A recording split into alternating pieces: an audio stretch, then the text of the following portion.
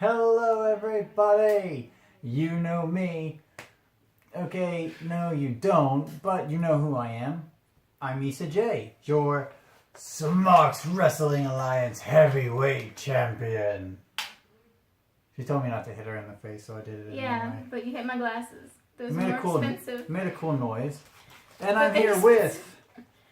Francesca Bettinelli. There we go. Yeah! She can actually introduce herself now, guys. Yay! Alright, let's get right into the WWE Raw. And again, we are super late on these videos. We will be getting them out on time. Ish. Maybe. Okay. Very, very soon. She was out for Mardi Gras for 2 weeks. It was just a whole mess. We told her not to go. She lost some of her monies because of it. But let's get back. Let's get into the review. Yeah. Let's get into the review. We're already rambling. All right. First off, John Cena comes out, speaks about the Elimination Chamber, speaks about teasing possibly him versus Undertaker. Please don't do that, WWE. We don't want it. And teases about not going to WrestleMania if he loses. I mean, that'd be... Would you like to see Undertaker wrestle? I don't want to see him wrestle anymore at all. Oh. I just want to see him retired and done. But I wouldn't mind one more match. I wouldn't know against who, but... Finn as the demon. Oh, that's wrong. That just means Finn's going to win. That just crushed your heart in so many pieces right now, didn't it? But yeah, after Cena was doing his whole spiel, Miz comes out and he's like, rah, rah, rah, rah, I'm going to face Brock Lesnar. I will be both Intercontinental and Universal Champion. John Cena then was like, hey, let's have a match. If you lose, or if I lose, well, the loser starts the Elimination Chamber match. And it was like, oh, okay, John's going to win. And... to everyone's surprise, lol, Cena. I'm sorry, Liam. Lol, Cena wins. Yeah, so Miz is going to be starting first, which doesn't mean he's going to be in the match. He's going to start the match in the ring, not in the pods. It's so annoying. He's going to enter last. I mean, they're already in the pods. He's already in the match. It's stupid. Stop saying it like that. Ugh. Please, Isa, tell us how you really feel. Anyways, yeah. Miz loses after Super AA. John wins. Yeah, like I said. And yeah, it was a good match. They performed well together, but it was very predictable. So it was worth it. Anytime Cena's in the ring, it's usually really predictable. Oh, low blow. What did you think about the match?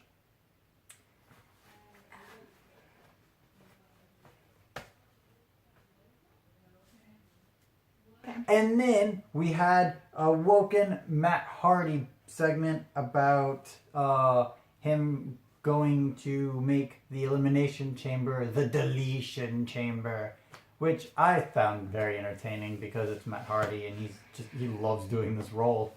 It's fun. It's funny. We love him. Yeah, sure, it was worth it. Yeah, I just find him very entertaining, if anything. And then we have Carl Anderson and Luke Gallows. Yeah. Versus the Revival. Yeah. It was a good match. The Revival wins with Shatter Machine. Good back and forth. It's just, if you aren't a fan of the Revival, or if you don't know who they are, they're just thrown into a match and they won. That's what it felt like. Against the Balor Club. But it's still just like, it felt like it was just a throwaway thing. Instead of building them up proper, they threw something together to fill time, which is why you should go back to 2 hours. Anyways, it was worth it if you want to see some good wrestling, some good tag team stuff. But if you're not a fan of the Revival, if you're not a fan of the Balor Club, then it doesn't really do much for you. Yeah, as for the match, yeah, when they came out, I'm so tired of the interruptions or the faking out and like, oh, because when the Balor Club was walking out, getting to the ring, the Revival came up behind them and, like, I guess, attacked them. And it's like, why can't you just sneaky attack wrestle? You? Like, do your job, not Well, they cheat. wrestled. I know, but it's just... Well, they're the bad guys. I understand they that. They have to cheat. But it's just happens so much, and like let's have some new ideas. And then we had so was it worth it though? Yeah. So then we had Kurt Angle comes out and they're treating the men just like the women. That's why Ronda Rousey is gonna have her own special her own special contract signing for Raw at the Elimination Chamber. Ugh. I'm also, like, the more and more I think about it, I'm against Nia Jax versus Asuka. Because Asuka won fair and square. Why screw with her victory? You're not screwing with Shinsuke's. You're not. You're not screwing with his victory. He's going to be at WrestleMania. You're not screwing with him. Why screw with Asuka? Stop it. Stop it, WWE. And stop with the stupid words on the screen. We're not 5. Someone did just throw a temper tantrum, so I don't know. Did. But anyways, then Kurt comes out and says that Jason Jordan will be out for WrestleMania, and people cheered, yeah. And Kurt Angle was not pleased. He was like, don't you dare cheer for someone who's hurt. How dare you? This is a human being. And I was like, yeah, Kurt, turn heel on these fans. Well, he didn't technically, but he should have. That would have been awesome. Seth Rollins versus Kurt Angle, that would be a good match. But then Seth Rollins comes out to interrupt and basically says, I want to be the man of Raw. I want to be Monday Night Rollins. That's not the worst thing that was said this week. We'll get to that. Oh, Nia, stop talking.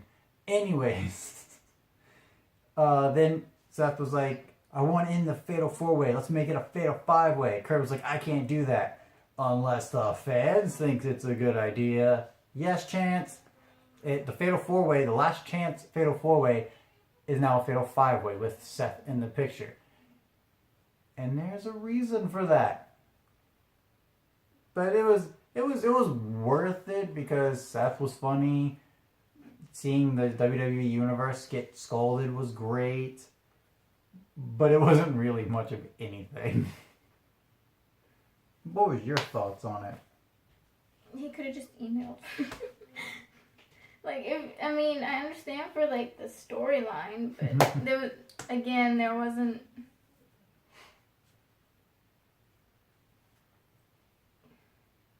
And then we had Bray Wyatt promo. It was a lot of mumbo jumbo, and it was just like, oh, I see. Yeah, I understand. You're taking the pin today, aren't you? But we don't know yet. But I had a sinking suspicion. And it's really annoying what they're doing to Bray. Because he's given horrible stuff to say. And he's not the presence he once was. And he's a great talent.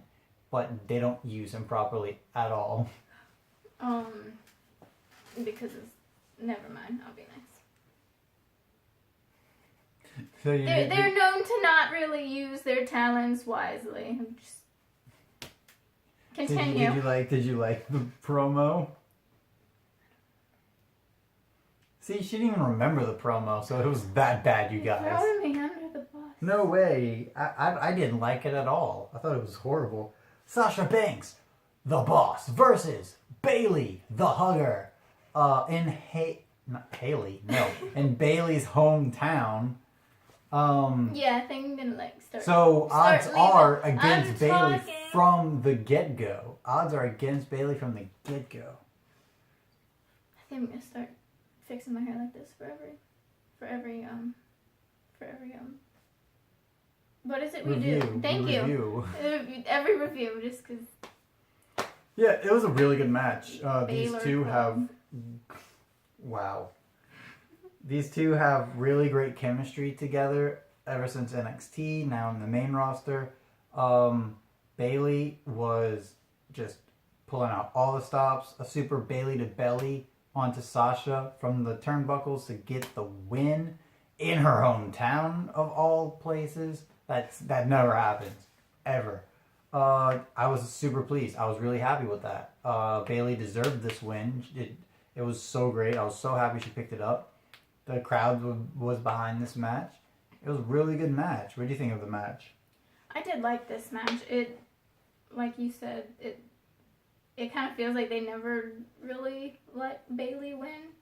Not at all. So I'm very glad to see a change like that. It was a good match. It was fun to see the friendly rivalry between the two, and just seeing. And Corey Graves on commentary was so great in this match. Because for a heel, at least I think he's supposed to be the heel commentator, he is just bashing so much on Sasha. It's like, she's not a good friend. She's a horrible person. She's a horrible friend. It's like, I don't think you understand heel face commentary, Corey, but that's okay. A lot of people still love you anyway. I'm impartial. Sometimes he's great. Sometimes he's cringeworthy. Just like all commentary. Mm-hmm. Except for Michael. Michael is always cringeworthy. Mm-hmm. The match ends when they're staring off at each other. Like, well, the match is already over. This has nothing to do with Raw. But I did notice, for the Mixed Match Challenge, they did the swipe thing before the match started. Yeah. Continue. Anyways, so, yeah, after the match, they're looking, someone was going to turn on each other, but Bayley pushes Banks out of, Bayley pushes Banks out of the way, and it doesn't really do anything, because Nia takes them both out of nowhere. It was kind of like an RKO out of nowhere, except there was no RKO, it was just her plowing into them. Like, 2 Samoan drops, 1 on each. And she walks out, and some lady walks out and is like, "Hey, Nia, why did you do that?" It's Charlie. Charlie. Cool. Charlie is asking Nia, is like, those 2 women took Asuka to the limit, and I just took them out in seconds. After a super match and you blindsided them, that doesn't count. Nia, shut up. And she's saying how Asuka can't beat her. She's going to be the one to take the streak. You've already lost 8 times. Shut up. I think, honestly... Shut up, Nia. I think they're going to do Ronda Rousey taking the streak. Oh, that would make me so mad. Because that was so stupid. I just feel like that's something that they would do. Yeah, but it's dumb. I never said it wasn't. Dumb. I'm just saying... Sounds like something they would do. Then we had Titus Worldwide do their backstage promo, and it was actually really funny. Like, okay, the interview with, I think that was Renee, right? Renee? Yeah. Renee. Yeah, Renee interviewing Apollo was pretty lame, but then when Titus took over, that's when it got real good, because he just went ham on the whole thing. In Renee's defense, her interview lasted like a second before Titus took over, so... Thank goodness.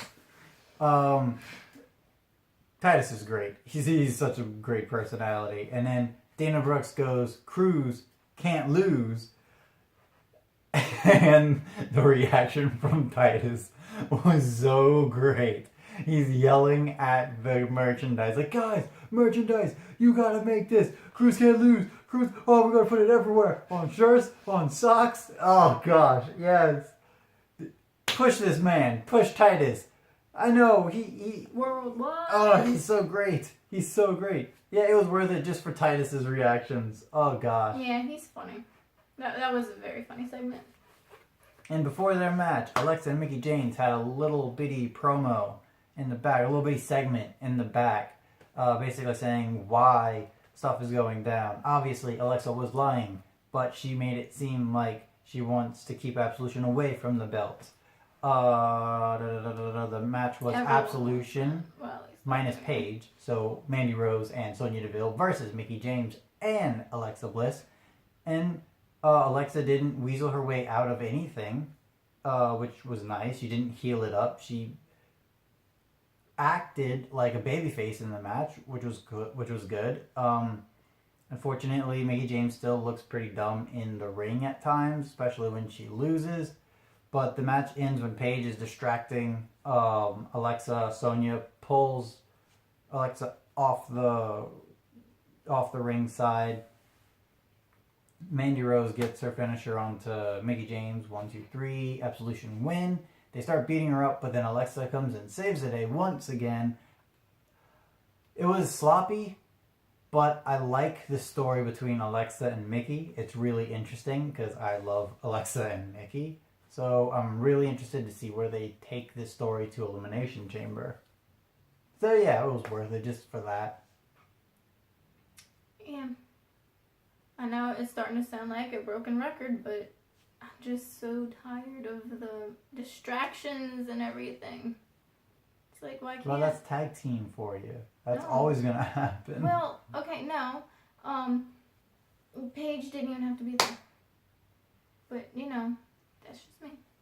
That's my opinion. And what about the match itself and the story?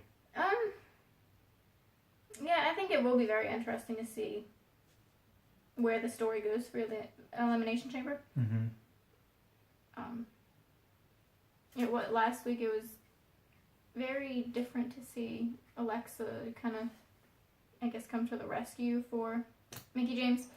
But I would like to see where the story goes. It will be very, very interesting indeed. Then we had Elias's concert at singing the Elimination Chamber Blues, and this was fantastic. Braun Strowman comes out with a huge bloody bass, and he breaks the strings in like 5 seconds of trying to play it, and he sings, and it was great. Who was the commentator that kept calling it a bass guitar? And it's like, no, it's just a regular... Jonathan Coachman. It was just a regular bass. It was a concert bass. Yeah. And this whole segment was great. It was worth it. And it ends when Braun Strowman takes the big bass and smashes it over Elias's back. It looked brutal. It was cringeworthy in all the best ways. It was so much fun. Heck, yes, it was worth it. Yeah. Yeah. There is a time in the beginning when Braun Strowman goes to sing and he says, well, and then we were like, the Big Show? Like, what's going on? Is the Big Show coming? No. Like, well, in the very beginning, it was like, it's the Big Show. Nope. That would have been great, right. Honestly. They so should have done that. If he would have been back to wrestle, and Braun Strowman just sang his entrance music, and then have them tag team. That would be so great. They would be super over. Yes. Because no matter what Big Show does, he will always be over. And apparently now, no matter what whatever Braun Strowman does, he will always be over. And when it comes to getting heat, Elias is fantastic. Because he basically said that all of California is a toxic wasteland. Oh, heck, that was so great. He's so good on the mic. He's so funny. It's funny, yeah. Him, Cena, and Miz are great on the mic. Like, even if sometimes you roll your eyes at John Cena, he's still great on the mic. Yeah.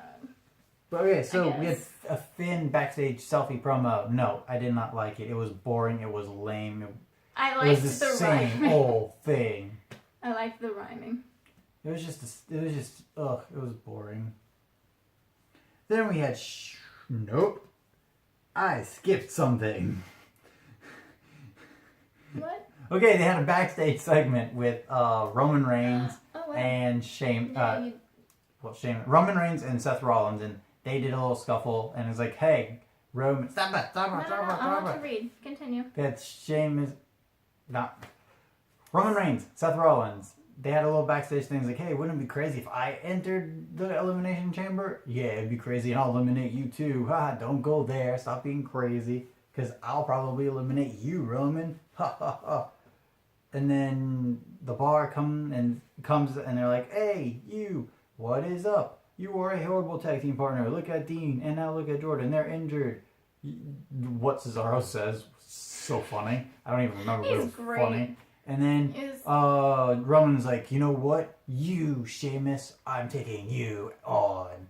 Oh, okay, Roman. And that leads to Sheamus versus Roman Reigns in a match. Cesaro on ringside, Avi. And it ends exactly how you think. The Bar team up and get beat by Roman Reigns. Like, the distractions are there, but then a Superman punch and a spear off the top turnbuckle or whatever the crud he was standing on. And it was a pretty bad looking spear. That looked painful. And 1, 2, 3, Roman wins. It was a good match though. It was a really good match. Great chemistry from all three of these men. Cesaro was funny. Sheamus was funny. Roman Reigns was a winner. So yeah, it was good. Check it out. I thought it was worth it. Yeah. The segment was really funny. The match was good, of course. How's your skirt, fella? Seth, you're gonna get fired. And then we had Ivory in the Hall of Fame. Good job, Ivory. Congrats. You deserve it. And the promo package was really, really good. Really, really enjoyed it. And it definitely showed all of Ivory's accolades in the WWE. Then our main event, Seth Rollins versus Apollo Crews versus Matt Hardy, Woken Matt Hardy, versus Bray Wyatt versus Finn Balor. And WWE, again, I have to have another rant. Stop starting the matches on a commercial break. Yes, it is please. Stupid and annoying. There's so much stuff that we miss. It's like,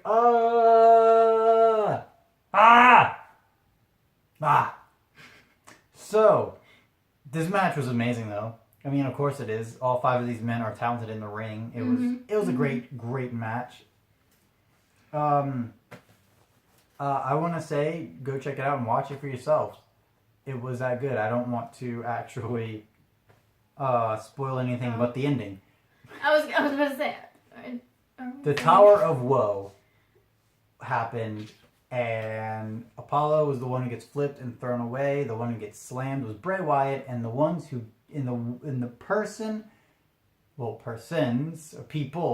the 2 people who get the pin, Seth Rollins and Finn Balor. They both pin Bray Wyatt, and they both win.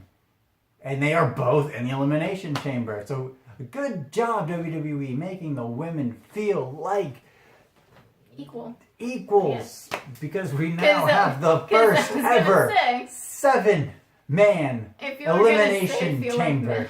Feel like the men. Feel like equal. We'll be the first ever. I mean, I'm really excited for this match. I'm excited for the women's Elimination Chamber. I'm excited for the men's Elimination Chamber. But yes, 7 men in the Elimination Chamber. I think a lot of people are speculating on how they're going to do it. I think it's just going to be a triple threat to start off the match, and then the 4 others get released. Or, if they want to be really comical, they put the Shield in one pod together. Just have them squunched together and just like arguing the whole time. Or Finn and Seth, because they both won together, they're squunched in together because they're both smaller than the others. Or have Braun Strowman squished with John Cena. That would be funny. Anyways, this match was worth it. This match was great. Really, really cool. Really, really excited for Elimination Chamber. Can't wait to see what they do with next week. The go-home show for that event. But overall, it was a pretty good Raw. A few booking decisions I would have changed myself. But for the most part, but then a again, good you're Raw. not employed by the WWE. No, I'm not. All I'm not. I just review their show and put it on the internet with Francesca here. But yeah, it was good. It was good. People. And yeah, like I said, that was Raw. It was worth it. Yeah. So remember to hit those sexy likes. Get them up for us. That's not Now give dirty. it up now, blah, blah, blah. I don't know the words. Share to all of your friends. Subscribe to be part of the Smarky family. And hit that notification bell to be notified when we go live. It will be very, very soon, you guys. Some might say Elimination Chamber soon. We're going live on Elimination Chamber. So yeah, there's that. Is that what you were leading to? Yes. Yes. Of course. But yeah. Until next time. No, you can't. You already deleted. I didn't delete it. No, I just dubbed over it. Dubbed over it. It will be awesome. It will be awesome.